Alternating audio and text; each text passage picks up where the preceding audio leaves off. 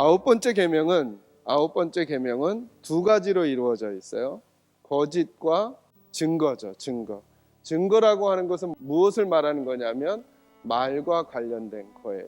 그러니까 여러분, 이 말은 거짓 때문에 잘못 사용되어 줄 수 있다라고 하는 것이죠. 말을 잘못 사용하지 말란 말이에요. 여기에 보면 특별히 대상을 정해놔. 내 이웃에 대하여 말을 잘못 사용하지 말래요. 그러니까 여러분, 아홉 번째 계명을 통해서는 이런 걸 점검하는 거죠. 내가 말을 바르게 하고 있는가. 두 번째로 기억할 것은 뭐냐면 말은 영적인 영역이라는 사실을 기억할 필요가 있다는 거예요. 하나님께서 이것을 십계명에 담아 놓으셨어요. 그리스도인들, 우리 성도들의 말이라고 하는 것이 내가 얼마나 봉사를 하는가, 얼마나 많이 섬기는가, 얼마나 또 예배 생활을 잘하는가와 동급으로 취급될 만큼 이 말이라고 하는 부분이 매우 중요하단 말이죠. 그래서 성경엔 이런 구절도 있답니다. 여러분 한번 표시해 놓으시고요. 야고보서 1장 26절을 한번 찾아보겠습니다. 누구든지 스스로 믿음이 있다고 생각하면서 자기의 무엇을요? 혀를 재갈 물리지 아니하고 자기 마음을 속이면 이 사람의 믿음은 뭐라고요? 헛것이라는 거예요. 헛것. 그러니까 저와 여러분이 믿음이 있다라고 하는 것들이 우리가 어떻게 말하고 있는지로 드러나야 한다는 거예요. 그리고 드러나고 있다라고 하는 거예요.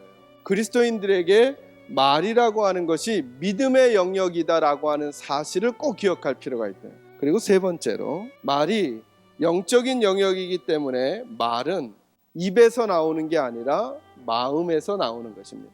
아홉 번째 계명을 잘 보시면 이렇게 되잖아요. 너희가 이웃에 대하여 뭐 하지 말라고요? 거짓 증거하지 말. 여러분, 이 거짓이 어디서 만들어질까요? 거짓은 마음에서 이미 만들어지는 거라니까.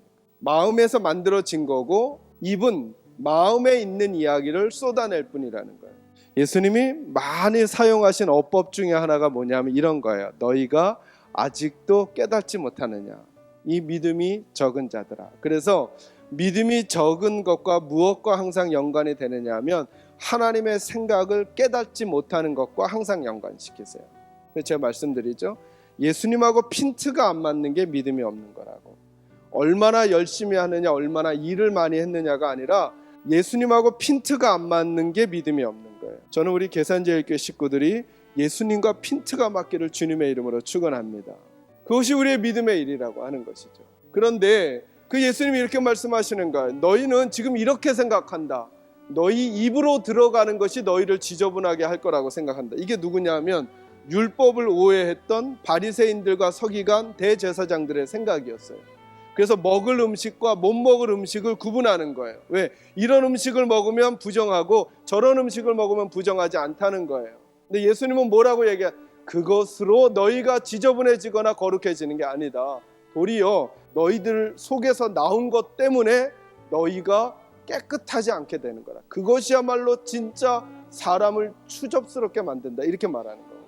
그래서 말씀하시기를 사람에게서 나오는 것은 입으로부터 나오는 게 아니라 마음으로부터 나오는 거예요. 마음. 그래서 말은 입에서 나오는 게 아니라 그 사람 마음에서 나오는 거예요. 선한 사람은 원래부터 선한 게 아니라는 거예요. 우리 모두 다 선해지려면 해야 하는 일이 있는 거예요. 뭘 해야 돼요? 쌓는 것을 다른 걸 쌓는 거예요. 마음에다가. 만약에 누군가가 여기서 자꾸 악한 말이 나오느냐? 그러면 그 사람은 무엇인가 악한 내용의 말을 집어넣은 적이 있는 거예요. 그래서 이것이 자꾸 이렇게 나온다는 거죠. 그러니 이제 다른 생각을 해보자는 거죠. 내게서 선한 말이 나가고 살리는 말이 나가고 용기를 주는 말이 나가려면 내가 해야 할 일이 있는 거죠. 선한 말, 살리는 말, 용기는 주는 말을 내가 내 마음에 집어넣어야죠. 또 한 가지 질문이 있잖아요. 그러면 어떤 말들이 선한 말이고 좋은 말이 우리가 다 분별하기 어렵잖아요. 저는 그래서 하나님이 너무나 감사한 게 가장 선하고 아름다운 말이 있어요. 그게 뭐냐면 하나님의 말씀이에요. 여러분, 이런 질문 한번 스스로 해보세요. 내가 하나님의 말씀을 정말 양식을 대하듯이 곱게 꾸준히 감사함으로 먹고 있는데도 내 말에서 자꾸 나쁜 말이 쉽게 나가는가? 절대 그럴 수는 없어요. 왜 그러냐면 내 안에 계신 성령 하나님께서 말씀이 들어올 때마다 움직이는 폭이 자꾸 넓어지기 시작하시거든요. 성령님이 역사하지 않는 가슴은 메말라요. 차가워요. 날카로워요. 황폐되어져 가요. 그리고 결국은 세상과 똑같아지는 것 같은 마음을 갖게 돼요. 그러니 거기서 나오는 것은 좋은 것일 수 없다는 거예요. 예수님 말씀하시는 거죠. 이 안에 하나님의 것을 계속 집어넣으라. 말씀만이 우리를 살릴 수 있어요. 다시 말씀에 무릎을 꿇으셔야 해요. 저는 저와 여러분에게 우리가 어떻게 더 착해질 것인가를 고민하는 게 아니라 하나님과 더 가까워지시는 일들을 먼저 시작하시기를 주님의 이름으로 축원합니다. 마지막 네 번째로 저희가 기억할 것은 말은 힘을 가지고 있습니다. 힘을. 말에는 힘이 있기 때문에 그 말을 바르게 사용해야 한다는 거예요. 저와 여러분의 말이 가지고 있는 능력이 있다고 하나님 말씀하세요. 우리의 마음에 무엇을 담느냐에 따라 다른 말을 할 수 있을 거예요. 오늘 이 말씀을 마음에 담고 적어도 이 영역이 믿음의 영역이구나. 이 영역이 하나님의 교회를 세우기도 하고 무너뜨리기도 하는구나. 이 영역이 다른 사람을 축복할 수도 있고 아프게도 할 수 있구나.